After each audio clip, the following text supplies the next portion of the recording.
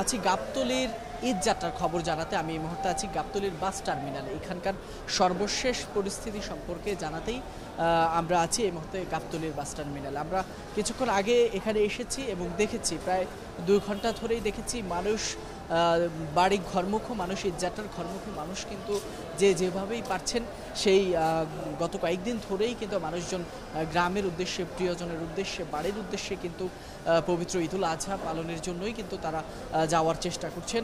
আমরা এখানে বাস কাউন্টারগুলো ঘুরে ঘুরে আমরা দেখেছি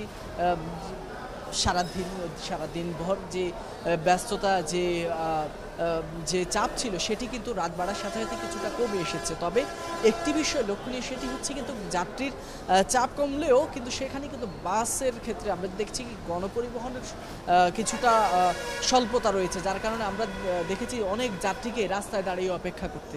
অনেকে আবার দেখা যায় যে প্রায় 2 ঘন্টা 3 ঘন্টা ধরে কিন্তু তারা বাস কাউন্টারে অপেক্ষা করছেন, শুধুমাত্র তাদের নির্ধারিত বাসটি কখন নাগাদ আসবে, তারা কখন নাগাদ তাদের গন্তব্যে পৌঁছাতে পারবেন।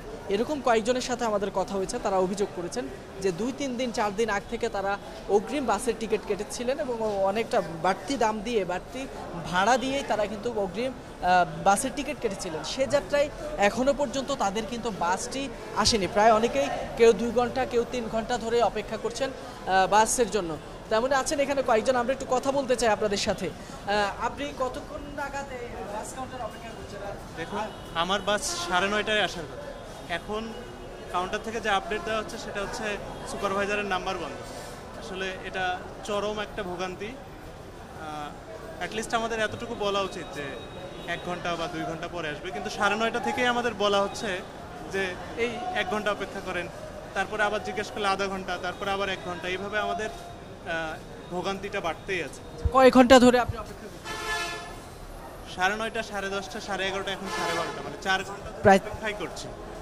আরেকটি বিষয় হচ্ছে, আপনাদের কাছে নির্ধারিত ভাড়া কি রাখা হয়েছে কিনা বা অতিরিক্ত কোনো ভাড়া রাখা হয়েছে? এটা আমাদের লাইনে ভাড়া কত জানি না, বিডি টিকিটসে এটার ভাড়া দেখাচ্ছিল 1300।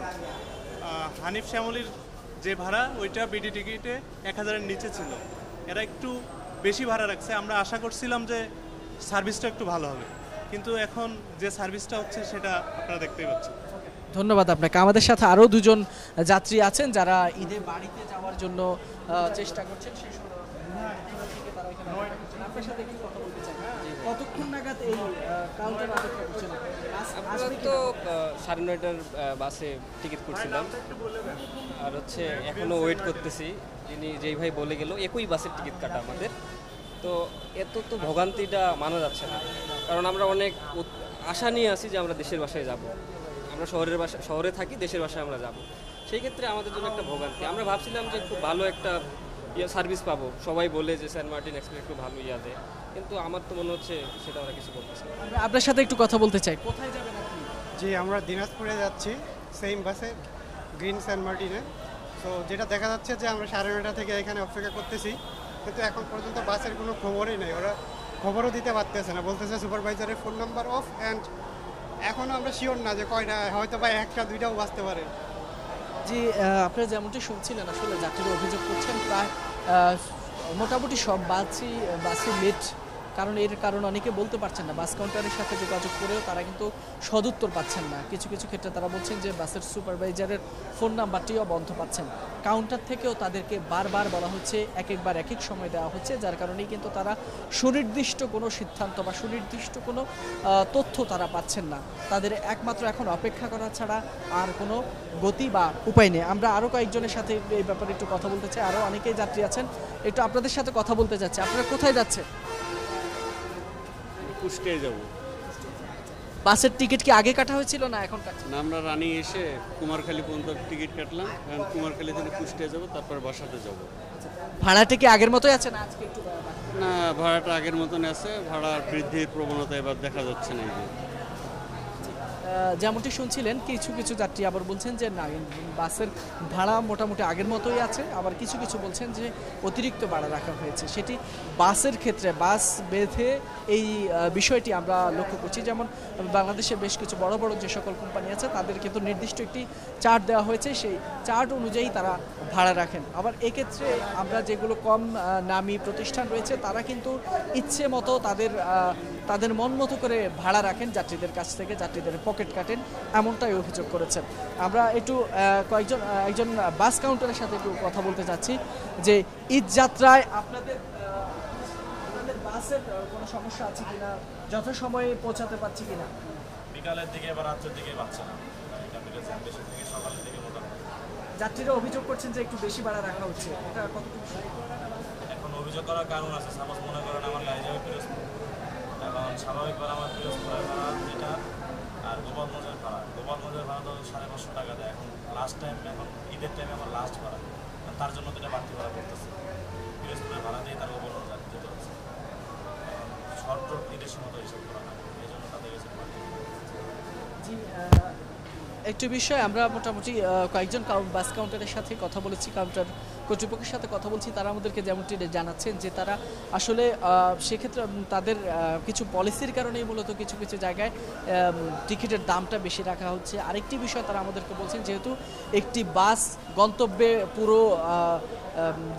পুরো বাস ভর্তি করে যাত্রী নিয়ে যাচ্ছেন, ফেরার সময় সেই বাসটি যেহেতু খালি আসেন, তাই অনেক ক্ষেত্রে তারা কিছুটা বাড়তি ভাড়া রেখে থাকেন, এমনটি আমাদেরকে কয়েকজন কাউন্টারের বাস কর্তৃপক্ষ বলেছেন। যে আরেকটি বিষয় জানিয়ে রাখি, এখন পর্যন্ত কিন্তু সেই সন্ধ্যার পর থেকেই বাসের যে যাত্রীদের উপস্থিতি চাপ, সেটি কিন্তু আমরা দেখছি। আমরা বাসের পাশাপাশিও দেখছি যে প্রায় বেশ কিছু যাত্রীরা যারা ট্রাকে কিংবা পিকআপে বা মাইক্রো যেভাবে পারছেন আসলে তারা তাদের গন্তব্যে যাওয়ার চেষ্টা করছেন। পরিবার প্রিয়জন নিয়ে তারা আসলে চেষ্টা করছেন যাতে যথাসময়ে বাড়িতে গিয়ে ঈদের যে আনন্দটুকু, পবিত্র ঈদুল আজহার যে কুরবানির যে উৎসব, যে আয়োজন, সেটিতে শরিক হতে, সেটিকে পরিবারের সাথে সেই ঈদ আনন্দ ভাগাভাগি করার জন্যই তারা মূলত বাড়ির দিকে ছুটে যাওয়ার এই আপ্রাণ চেষ্টা করছেন। তাই তারা ঘন্টার পর ঘন্টা অপেক্ষা করলেও তাদের সেই আসলে সেই কষ্ট, সেই ভোগান্তি তাদের গায়ে অনেকখানি মাখে না, কারণ তারা দিন শেষে তারা পরিবারের কাছে যেতে পারবেন, সেটুকুই তাদের আসলে তৃপ্তির জায়গা, সেটুকুই তাদের আসলে এই ভোগান্তিগুলো কাটিয়ে তাদেরকে সুখ দেয়। আমরা যদি দেখছি, আমরা আসলে ঘরমুখ মানুষের রাতের প্রায় 12টা-1টা বাজে, এই সময়েও তারা কিন্তু বাড়ির পানে ছুটে যাচ্ছেন সবাই। আপনারা দেখছেন যে বাস ভর্তি লোকজন, প্রত্যেকটি যাত্রী আসলে তাদের এই যে কষ্টের পরে তারা যেতে পারছেন, এতেই তারা খুশি। তারা সেই হাত নেড়ে হাসি মুখে তারা সেই জানানটি হয়তো দিচ্ছেন দর্শকদের। আপনারা দেখছেন গাবতলী বাস টার্মিনালে কিন্তু একের পর এক বাস ছেড়ে যাচ্ছে বিভিন্ন প্রান্তের, বিশেষ করে উত্তরাঞ্চলের মানুষজন এখান থেকে জানেন যে গাবতলীর থেকে কিন্তু উত্তরাঞ্চলের যে মানুষ, উত্তর দক্ষিণাঞ্চলে তারা কিন্তু এই বাস টার্মিনালটি থেকেই ছেড়ে যায়। আপনারা দেখছেন যে এখনও মানুষ কিন্তু অপেক্ষমান আছেন রাস্তায়, অনেকেই কিন্তু তারা বাসের জন্য আজ অপেক্ষা করছেন, টিকিটের জন্য। অনেকেই টিকিট না পেয়েই কিন্তু রাস্তায় এসে দাঁড়ান, সেখানে যদি কোনো একটি ব্যবস্থা পাওয়া যায়, কোনো একটি পরিবহনের ব্যবস্থা করতে পারেন, সেটাতেই কিন্তু তারা লাফিয়ে উঠছেন বা সেইটাতে করেই তারা গন্তব্যে যাওয়ার চেষ্টা করছেন। শুধু যে বাস, আমরা কিন্তু অনেককেই দেখেছি ট্রাক, পিকআপ, ভ্যান, তারা আসলে যেভাবেই পাচ্ছেন প্রিয়জনদের সাথে ঈদ করার উদ্দেশ্যেই কিন্তু তারা ঢাকা ছাড়ছেন। আরেকটি বলে রাখি যে এর মধ্যে যেহেতু জানেন যে ঈদের আর মাত্র 2 দিন বাকি, এই 2 দিনেই কিন্তু কোনো রকম বিশৃঙ্খলা বা অরাজকতা যাতে সৃষ্টি না হয়, সেই জন্য কিন্তু রাজধানীর যে সকল পয়েন্টগুলোতে বাস টার্মিনালগুলো রয়েছে, সায়দাবাদ, মহাখালী, গাবতলী সহ প্রায় রাজধানীর আশেপাশে যে বাস টার্মিনাল রয়েছে, সেখানে যাতে কোনো প্রকার বিশৃঙ্খলা না হয়, সেজন্য কিন্তু পুলিশ বা আইন শৃঙ্খলা রক্ষাকারী বাহিনী তৎপর রয়েছেন। আমরা তাদের সাথেও কথা বলেছি এবং তাদের তৎপরতাও আমরা দেখেছি। তারাও কিন্তু চেষ্টা করছেন যাতে কোনো ধরনের অপ্রীতিকর ঘটনা না ঘটে। যদিও এখানে এখানে যাত্রীদের বিশাল একটি পক্ষ যাত্রীদের অভিযোগ, প্রতিবারের মতো এবারও কিন্তু ভাড়াটি নিয়েই তাদের মধ্যে একটু আমরা দেখেছি তাদের অভিযোগ যে কর্তৃপক্ষ ইচ্ছে মতো তাদের ভাড়া বাড়িয়ে দিচ্ছেন। তাদের এটি আসলে সুরাহার তারা দাবি জানিয়েছেন। প্রতি বছর যাতে এমন না হয়, এই সিন্ডিকেট বা এই ধরনের অনিয়ম যারা করেন এটি যাতে সমাধান হয়, তারা যাতে নির্বিঘ্নে তাদের প্রিয়জনদের সাথে ঈদ করতে বাড়ি যেতে পারেন, সেই দাবি জানাচ্ছেন এই সকল ঈদের গন্তব্যে বাড়ি ফেরা মানুষজন। ফয়সাল মাহমুদ, গাবতলীর হাট থেকে।